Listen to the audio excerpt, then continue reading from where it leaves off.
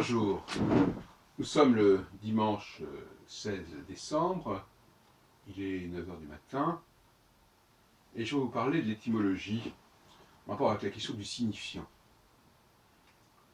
Le mot étymologie, littéralement, l'étymologie du mot étymologie, c'est la vérité.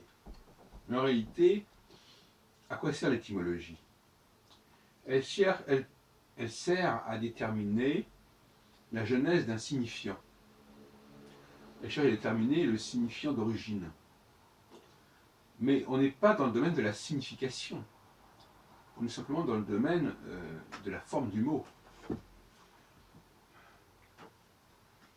Par exemple, on peut rapprocher le up anglais du auf allemand, probablement. Ça ne signifie pas que up signifie auf. Ça signifie simplement qu'au niveau de la forme du mot, il y a une origine commune. Et c'est là que se situe la question du signifiant qu'on ne gère pas correctement. Le signifiant a sa propre histoire, qui n'est pas celle du sens, même s'il peut y avoir, bien entendu, la tendance à associer à un même signifiant des signifiés qui se ressemblent. C'est d'ailleurs souvent le processus de l'emprunt.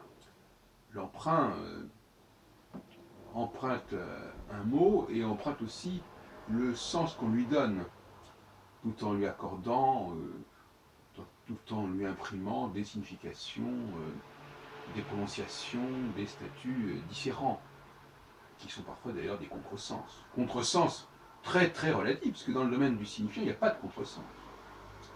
Il ne peut pas y avoir de contresens, parce qu'on a le droit d'utiliser le signifiant comme on veut. C'est le principe même du mot signifiant. Il est là pour signifier.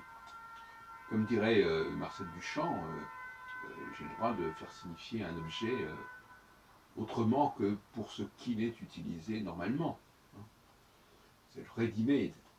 Donc, en fin de compte, nous faisons du ready-made aussi à notre façon. Les poètes font du ready-made. Ils emploient des mots et les emploient dans des sens décalés, tout comme le ready-made emploie tel ou tel objet courant dans un sens décalé à vocation artistique. C'est de la poésie de l'objet. Donc, faire l'étymologie, c'est en fin de compte revenir à la source matricielle du mot, mais pas forcément à sa signification ni à sa prononciation, mais malgré tout, en dépit des diversités de prononciation, de signification, on retrouve un point commun entre tous les objets, entre toute une série d'objets linguistiques, qui renvoient à une seule et même source, qui est le signifiant d'origine. Dans ce domaine-là, le français, évidemment, se retrouve aux premières loges, puisque si on prend un grand nombre de langues, l'étymologie d'un certain nombre de leurs mots remonte au français. Avec des avatars divers, bien sûr, mais ça remonte au français, qui lui-même, évidemment, peut être ramené au latin, par exemple, ça va de soi. Mais la question qui se pose, justement, c'est à partir de quel moment on n'est plus dans le monde du latin, mais le monde du français. Et quand je dis le monde du français, je parle encore une fois du monde des signifiants français, et non pas le monde des signifiés français, qui est un problème annexe, qui est un problème dérivé.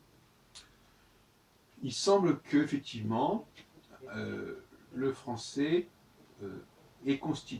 soit parvenu à constituer une nouvelle matrice qui ne saurait être réductible à celle du latin, tout en étant le prolongement.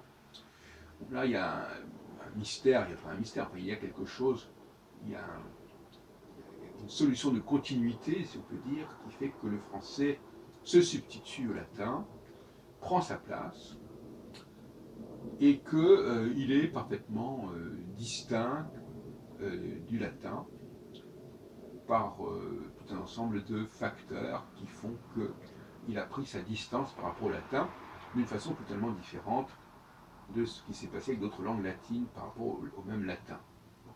Je ne veux pas aller beaucoup plus loin là-dessus, mais il y a depuis à peu près un millénaire un processus de matricialisation du français, c'est-à-dire le français est devenu un véritable outil.